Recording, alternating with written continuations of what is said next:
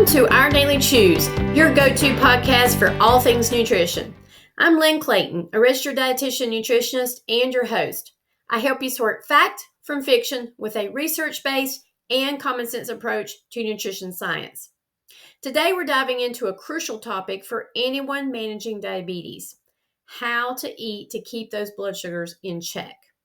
Whether you've been living with diabetes for years or you're just starting out on this journey, I've got some tasty tips and practical advice to help you navigate your way through the grocery aisles. So grab your favorite low-carb snack and let's chew on this together. First off, let's start with the basics of diabetes. What is it? Well, diabetes is a metabolic disorder, which means it's all about how your body processes the food you eat, especially carbohydrates.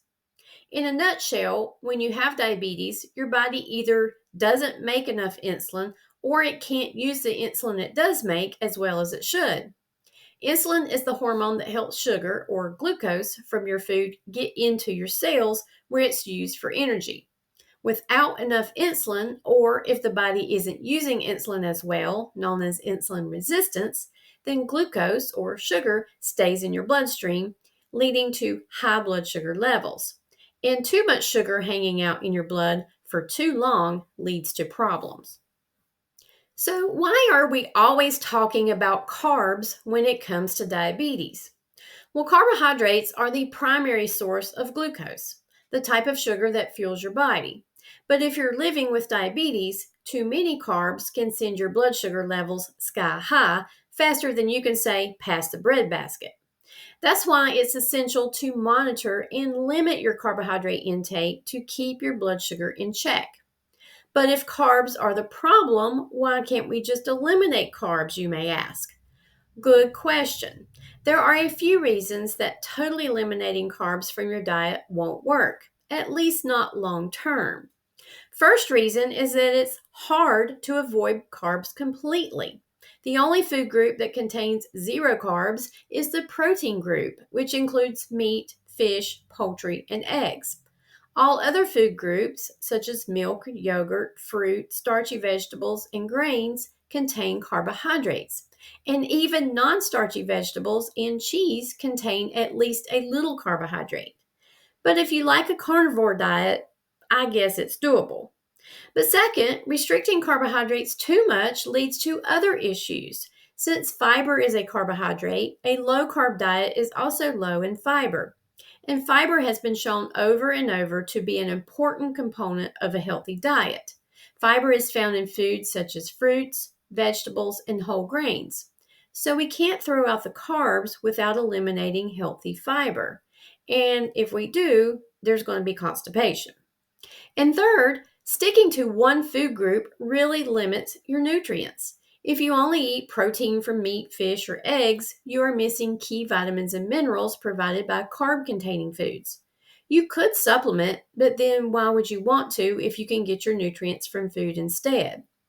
And fourth, it's hard to stick to a no-carb or an extremely low-carb diet because it's boring and monotonous eating the same thing all the time. Going very low carb for a few weeks is fine, but sticking to 20 to 30 grams of carbs per day is really hard, and it's hard to get all of your essential nutrients when you're lacking certain food groups. So, how are we supposed to eat with diabetes? We choose whole complex carbohydrates with fiber in the right amounts and eat them at the right times, such as a regular meal schedule, and in balance with some lean protein and healthy fats. We'll talk about meal planning next, but first I want to review which food groups are our carb foods. All right, let's play a little game of Where's the Carb? Carbohydrates are found in a wide array of foods. Here are the major food groups that contain carbohydrates. First, we have our grains. Grains includes anything made with a grain. That's our bread, rice, pasta, cereals, crackers. Also, we have starchy vegetables. This includes our potatoes, corn, peas, and some of the winter squashes. And then we have our non-starchy vegetables, which are things like spinach, broccoli, bell peppers, and these will contain some carbohydrates, but minimal compared to our starchy vegetables like peas and corn. And then our legumes. These include dried beans, lentils, and chickpeas. Then dairy, our milk and yogurt.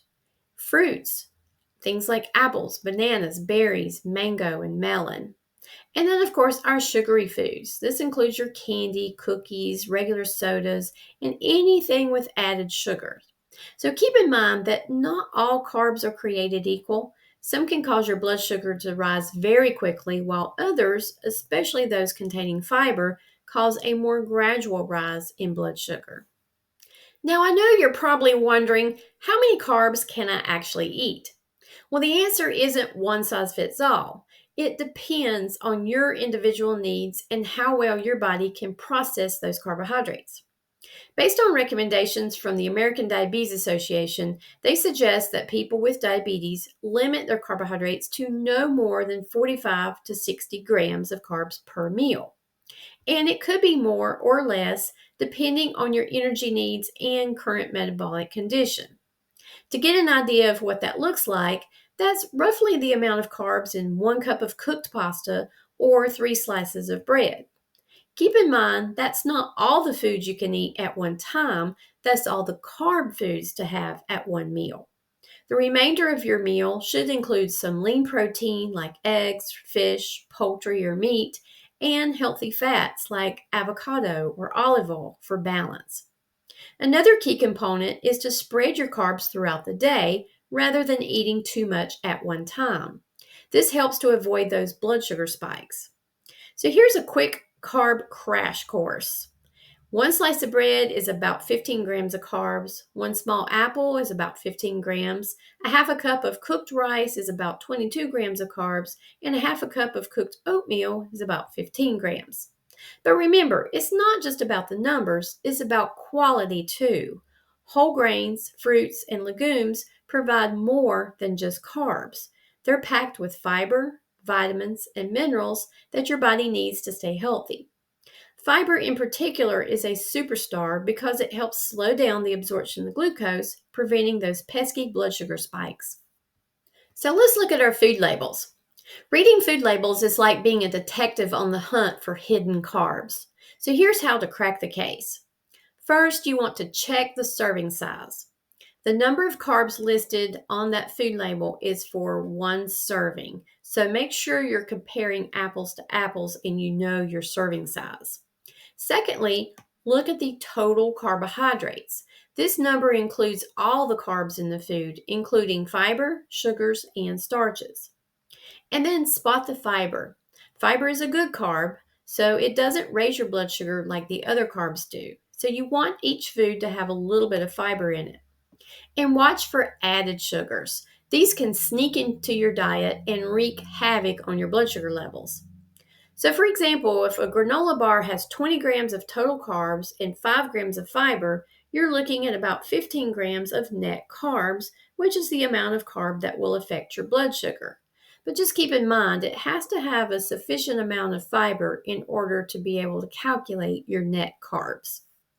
So let's look at meal planning for balanced blood sugars. Now that you've got the carb basics down, let's talk meal planning. The goal here is to balance your carbs with healthy fats and lean proteins. This not only keeps your blood sugar more stable, but it also keeps you feeling fuller for longer. Think of it like building a well-rounded team. You've got your carbs for quick energy, your proteins for lasting energy, and your fats to keep everything running smoothly. Imagine your plate is like a balanced seesaw. Carbs on one side and proteins and fats on the other. If you add too many carbs, the seesaw tips and your blood sugar could spike. But if you add enough protein and fat, you keep things balanced. So here's a simple formula for creating a diabetes-friendly meal. First is start with your non-starchy vegetables. Fill half your plate with non-starchy veggies like leafy greens, broccoli, or peppers. These are low in carbs, but high in fiber, vitamins, and minerals. And then add lean protein. Fill 1/4 of your plate with a lean protein like chicken, fish, eggs, or tofu. Protein doesn't raise blood sugar and helps keep you satisfied. And then include a carb source. The remaining quarter of your plate should be a controlled portion of carbohydrates. Think whole grains, starchy veggies, or a small piece of fruit. And don't forget healthy fats. Add a small amount of healthy fats like olive oil, avocado, or nuts to round out your meal. But watch out for those beverages. Washing down a healthy, balanced meal with a soda or sweet tea is like shooting yourself in the foot.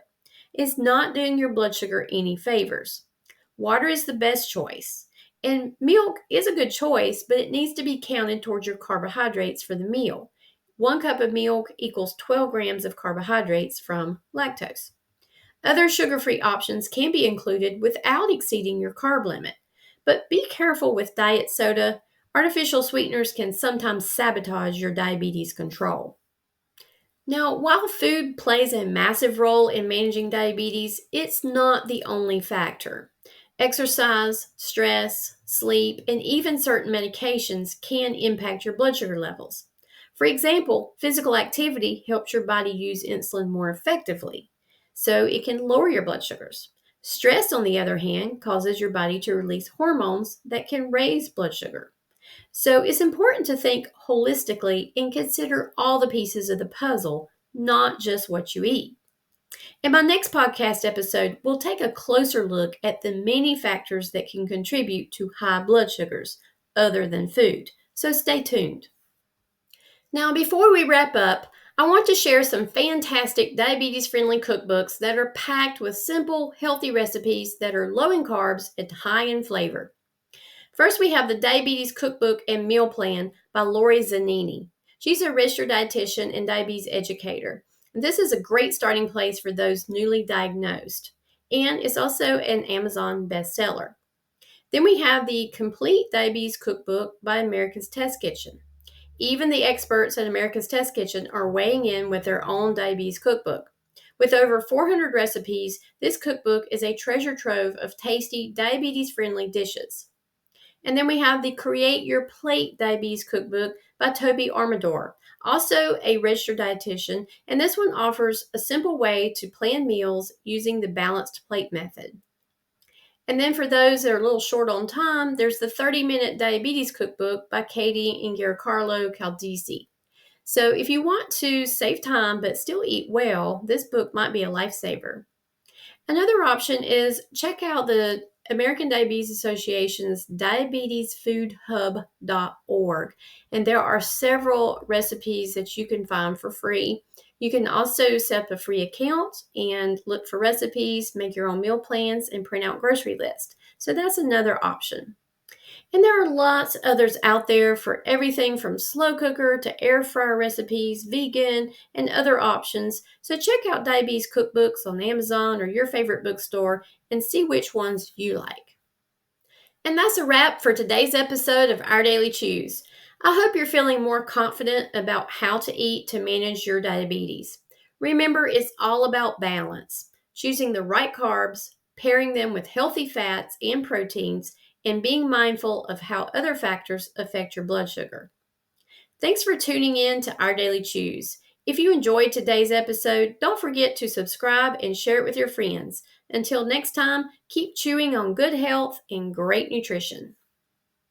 This podcast is sponsored by Clayton Nutrition, a private medical nutrition therapy practice offering telehealth services for those needing nutrition therapy to prevent, treat, or manage chronic health issues. Whether it's diabetes, cardiovascular concerns, food allergies, digestive issues, or weight management, we focus on good nutrition for better health. Check out my resources, blog articles, and one-to-one nutrition services at claytonnutrition.com. For additional support with managing diabetes, Clayton Nutrition offers an online course called Better Diabetes Control. This self-paced video course provides valuable information to help you get the best diabetes control possible. To learn more, go to claytonnutrition.com and look under Nutrition Services tab to sign up. If you prefer to work personally with a dietitian and diabetes educator, you can schedule an initial consultation with me by going to claytonnutrition.com and schedule now under Nutrition Services tab. I am licensed and able to provide medical nutrition therapy via telehealth to residents of North Carolina, Virginia, Georgia, Iowa, Texas, Arizona, Colorado, California, Michigan, and New Jersey. It's easier than ever to get the diabetes support you need from the comfort of your own home. Don't wait. Diabetes is a progressive disease and complications will arise if you keep putting off getting better diabetes control. This podcast is for educational purposes only and is not intended to replace the advice of your healthcare professional. I recommend you seek help from a trained professional who can work with you in your specific situation.